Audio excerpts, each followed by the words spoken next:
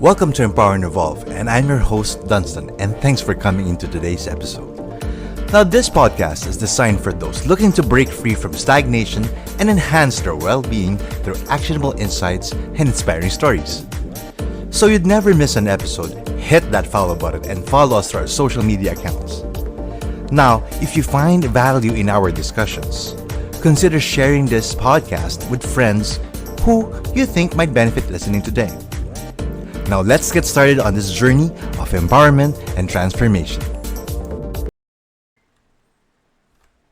Hi, Done here, and thanks for coming back to Empower and Evolve.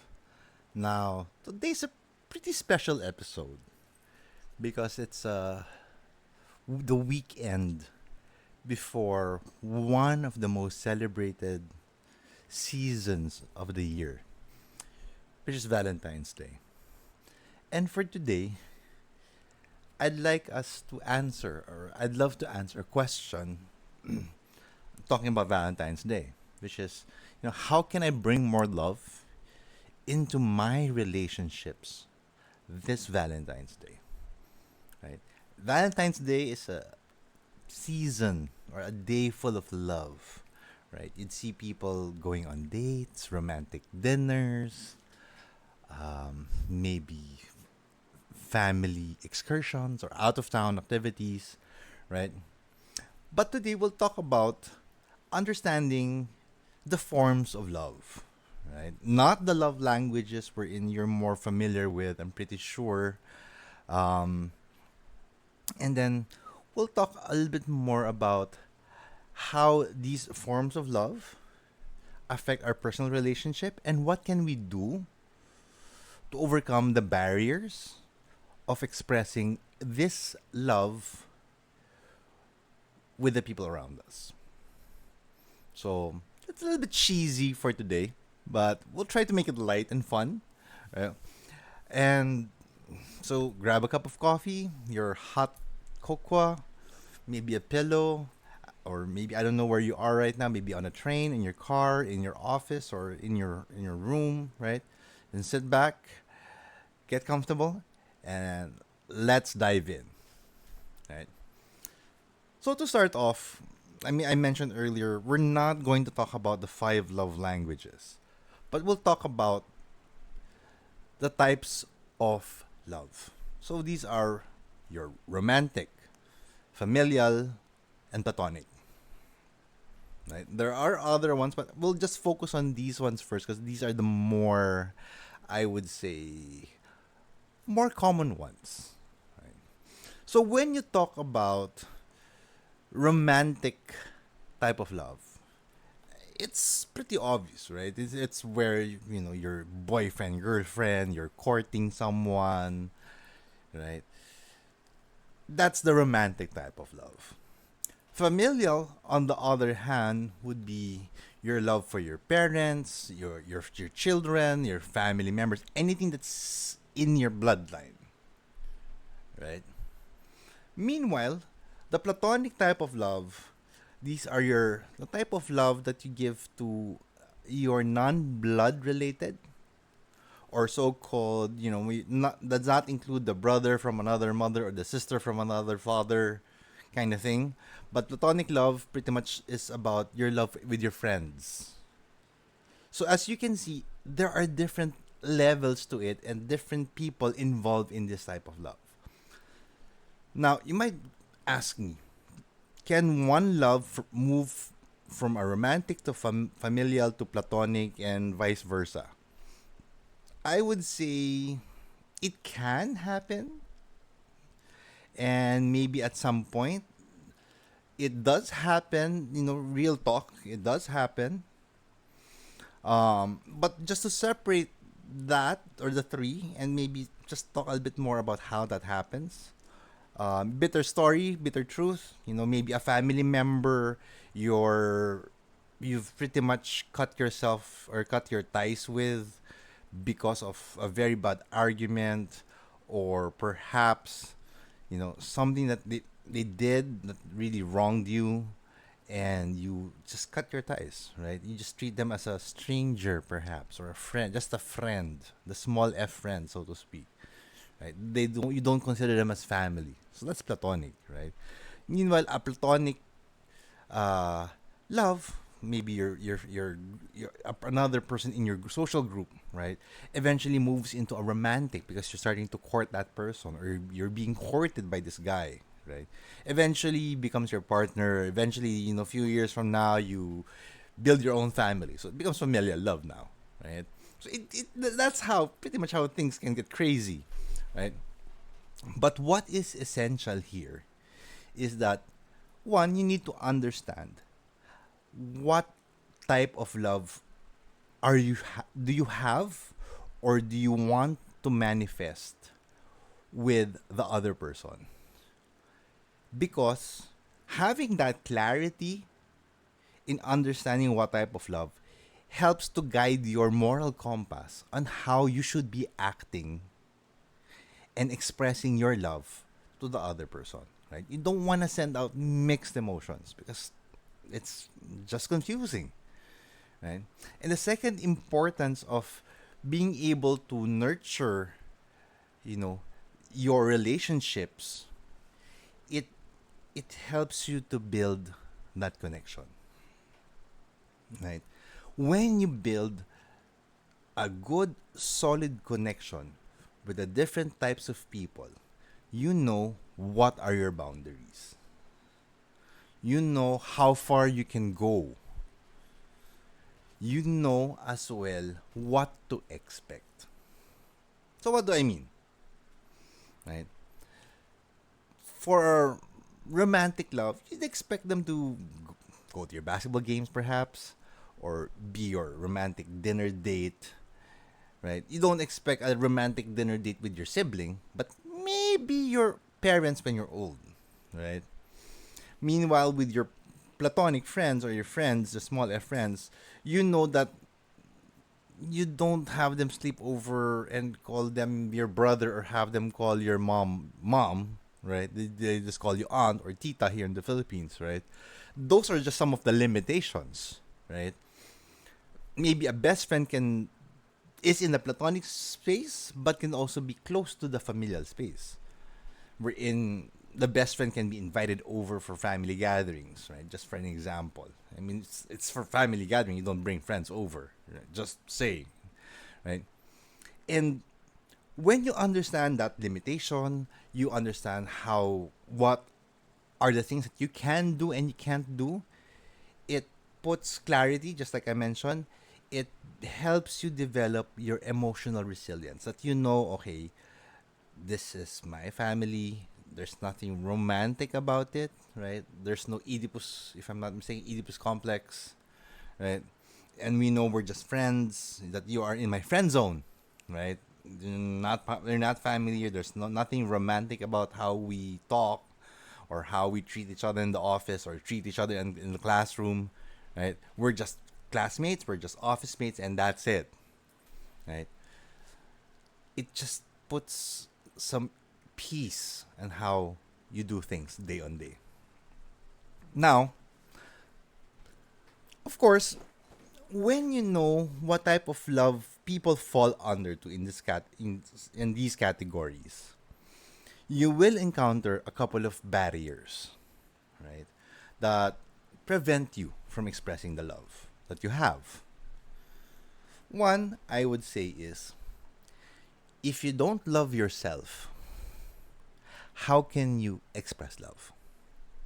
If you keep on feeding your head or your mind with negative thoughts, maybe hurting yourself, in self-infliction of pain, right? How can you show love and compassion to another person, to another human being at the very least, to a stranger, to a family member, if you don't love yourself? So that's the first one. And I think that's the most important. If you don't have the love to share, then there's nothing to share. If you are sharing something you don't have, you're just faking it. Real talk. There's no sincerity to it. The second fear of expressing love is the fear of vulnerability. When you talk about the fear of vulnerability, right? Like me, I'm the eldest sibling of four. I have to show that I am the eldest. I have to show I'm strong. I have to show this and that, right? Because if I show vulnerability, especially on the during the times that my siblings need me the most, they won't feel that I love them, which is not true, right? These are my brothers. These are my blood brothers. These are my siblings. And for someone who is like in a romantic relationship, right? Remember, the knight in shining armor concept. I'm pretty old mindset, so to speak, right? The guy becomes like, I am strong, I'm okay, I can walk 1,000 miles, I can climb 100 mountains and swim thousands of miles across the sea just to be with you. Figuratively speaking, of course, right? Just to show that they're strong, that they're not weak and they can be dependable and everything nice, right? Now, another fear is the fear of rejection, right? This goes from romantic, familial, and platonic, right? Just putting an example out there. For a platonic type of love, right? You're someone new in a group and you're trying to be with a group, but you just feel that the group doesn't want you there. So the fear of being rejected, and this is pretty much, I would say, a little bit more obvious for people who's new to the job or due to the company or transferring from one school to another, perhaps, right? The fear of that unknown part, that don't know someone, you don't have a friend yet, and you can be ostracized, you can be rejected in that group, right? And that puts a person in a perspective that, hey, I'm not gonna transfer schools. Maybe I'm gonna try a different company. Wherein I know someone.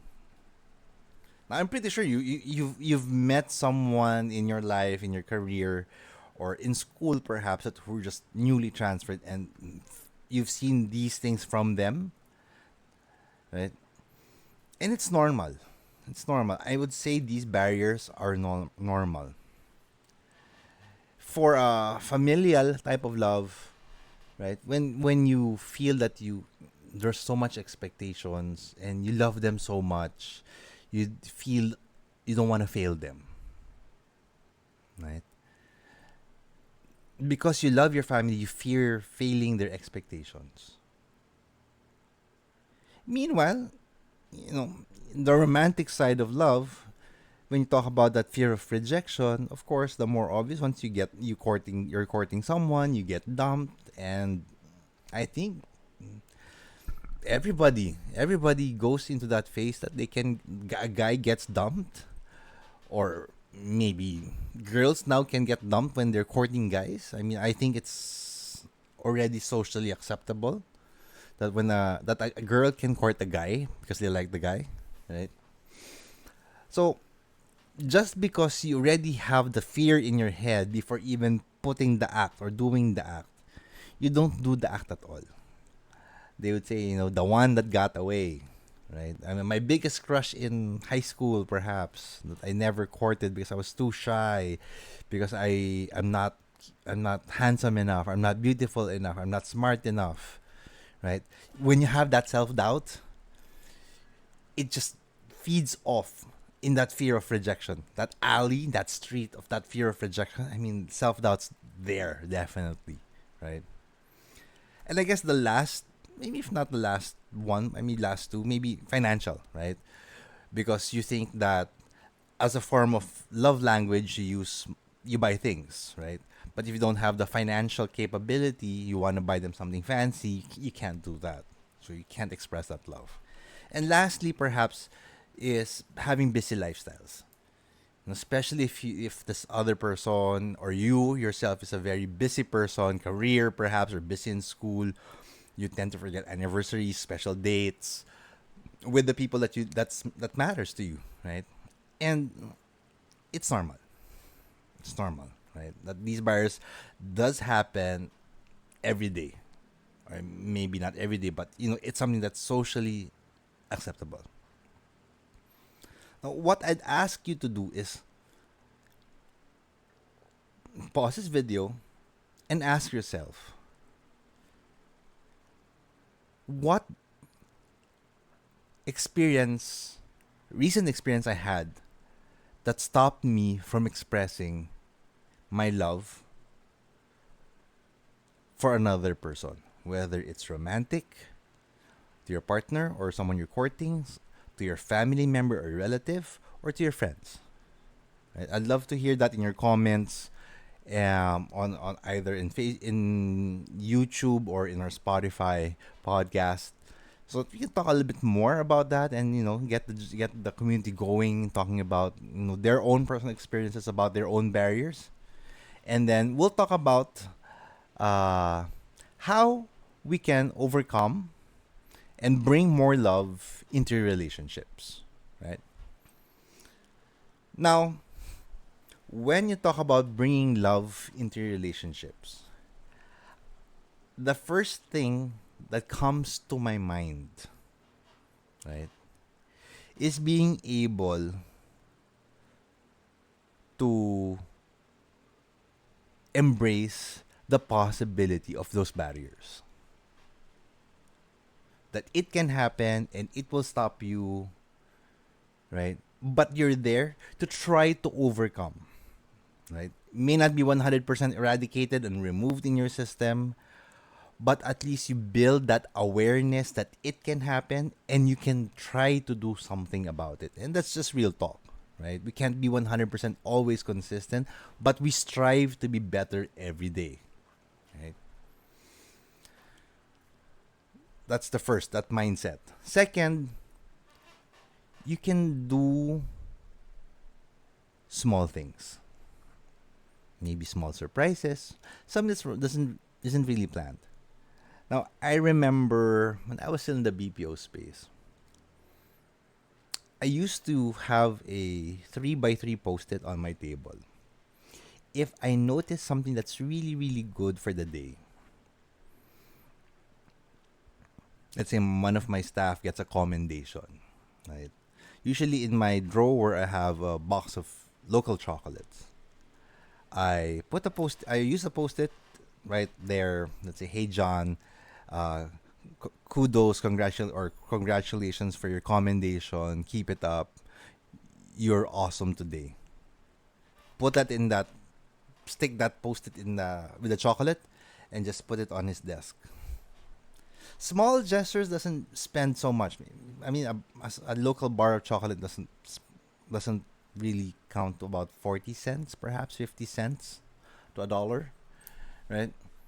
So it's cheap, doesn't really put a lot of financial strain to me, but that simple note, that small surprise, that thoughtful surprise means a lot, right?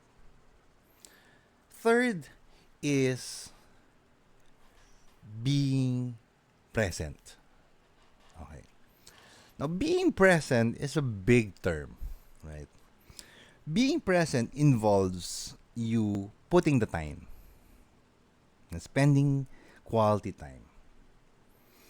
So that's maybe having coffee dates without a mobile device with them for maybe an hour, right? Or even just watching movie or watching a favorite TV show, preparing popcorn and soda perhaps as snacks, right?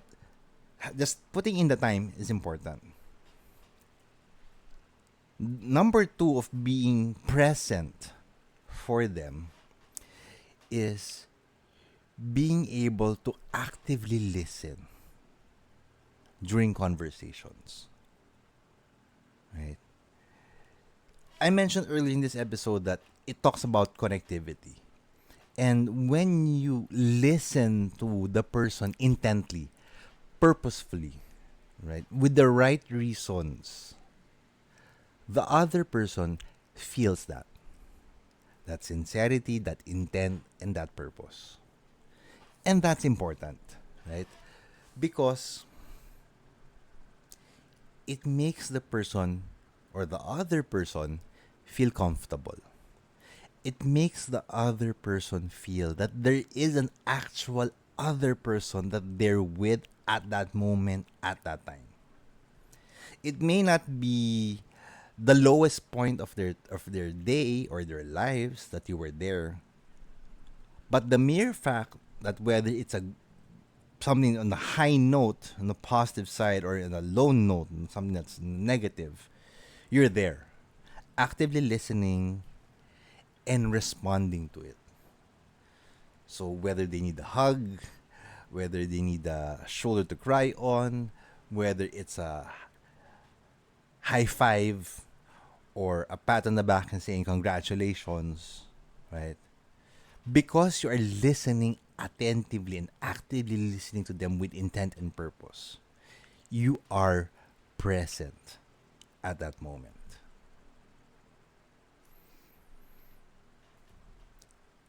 The third one is acts of kindness.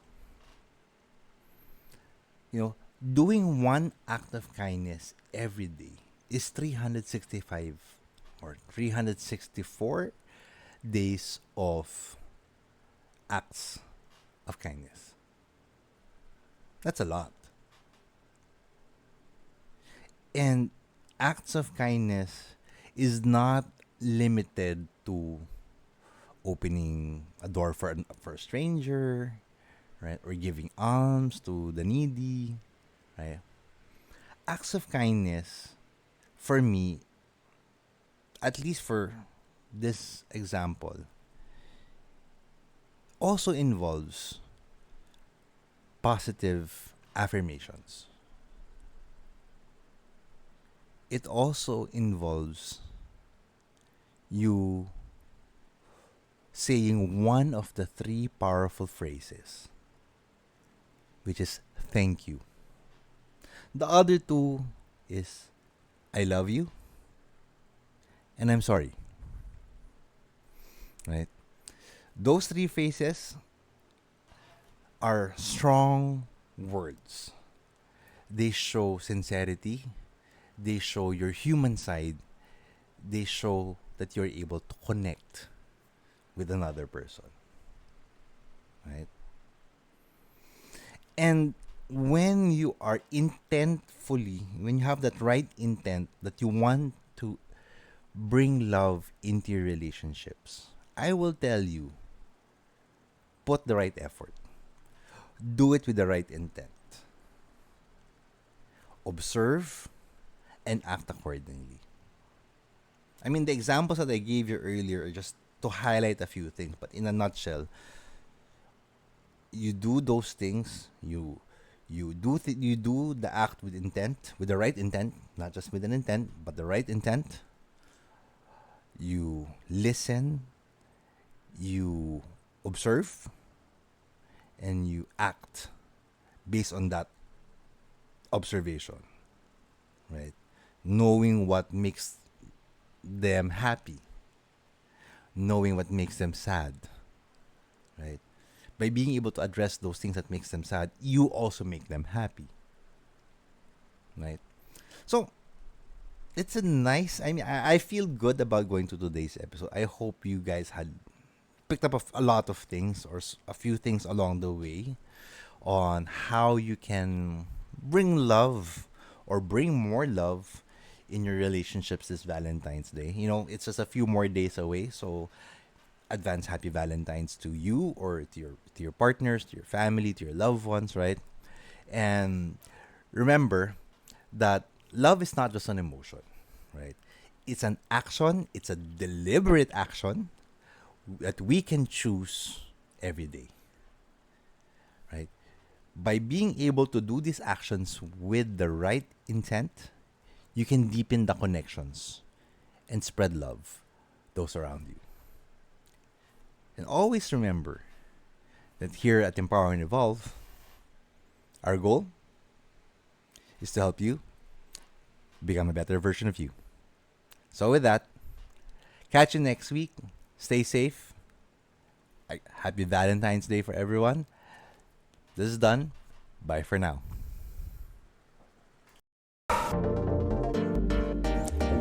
Hey, buddy, thank you for joining us on this transformative journey of empowerment and growth. Now, remember, it's not just about evolving, it's about embracing that incredible power within you to become the best version of yourself. Keep striving for greatness, because together, we can create a world where empowerment knows no bounds. And if you find value in today's episode, please subscribe, rate, and share this podcast with someone who could use that little inspiration. Until next time, stay empowered, stay inspired, and keep shining brightly on your path to evolution. With Empower and Evolve, you have the tools to unleash your potential and rewrite your story. Let's continue to evolve together.